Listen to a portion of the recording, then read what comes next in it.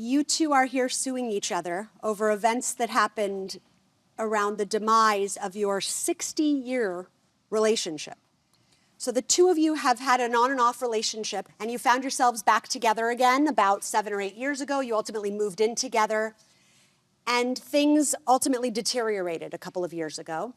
Mr. Hardin, your suit is for $3,450, and you claim that you're seeking to recover from Ms. Coleman about $2,500 in loans that you extended to her, and about $950, which is the value of items that you were forced to leave at her home when she obtained the order of protection against you and you were forced to leave the home.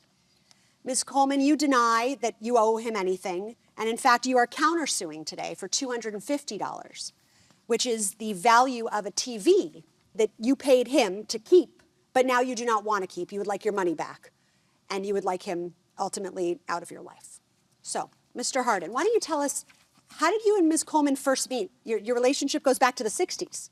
My mother and father was a superintendent of an apartment building, 40 family apartment building. And that was in Brooklyn and the early parts of Brownsville. And I had work to do. I had to mop the floors, sweep the floors. And how I met Miss Coleman was, after I finished my chores, I get my basketball and I go to the park. All right? So one day, I come back from the park and she's coming in the hallway. And I threw my ball at her, right? Trying to get her attention. Managed to get her attention, and from there, it just blossomed. But we was, I'll say, 13, 14, 15 years old. You know, it's the first girl I ever kissed in my life. I'm gonna tell the truth about it. You know, so after that, we started hanging out, doing this here, but I'm playing my ball. I'm not coming back to the house. I'm looking for Miss Coleman. So eventually, I gained a scholarship, went away to college, talked to my college coach. I said, this young lady back home, I want to bring her back out with me.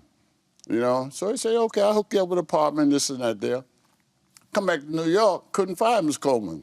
My heart broken. I'm sitting in the hallway, no lie, for 2 months, waiting to see her, but she had other involvement when I was gone. So first kiss, first broken heart. Right, for me. All right, so let's jump me ahead 58 years or so. Well, let me ask you, Ms. Coleman, when did you reconnect with Mr. Hardin this last time around? I think you said about 7 years ago.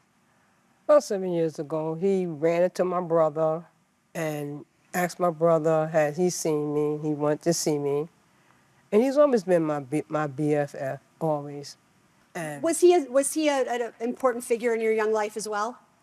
I was like butterflies with him. Yeah. You know, he was like goosebumps with me. Yeah. We went separate ways, and he did go to college, and I didn't think he was coming back. And I had 2 young children at the time, so I had to figure out life for myself. So I moved on. So when you saw him, 50-something years later, you reconnected? We reconnected. Okay. So, Mr. Hardin, when you reconnected with Ms. Coleman, you moved in with each other quite quickly, true?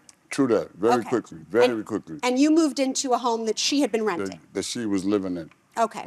And that was in roughly 2017, 2018? Well, during the course of the pandemic. So one of the things that you told us was that you loaned her $700 for rent. I gave her quite a bit of money during the course of the years. Okay.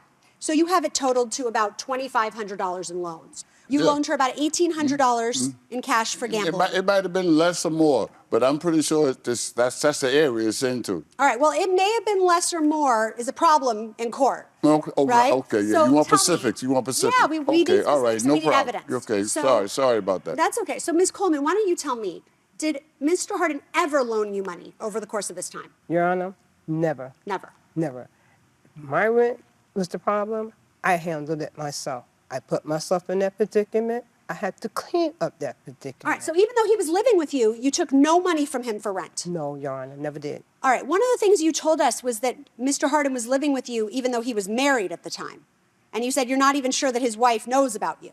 No, she doesn't know about it. Okay, and he's still married? Yes, he is.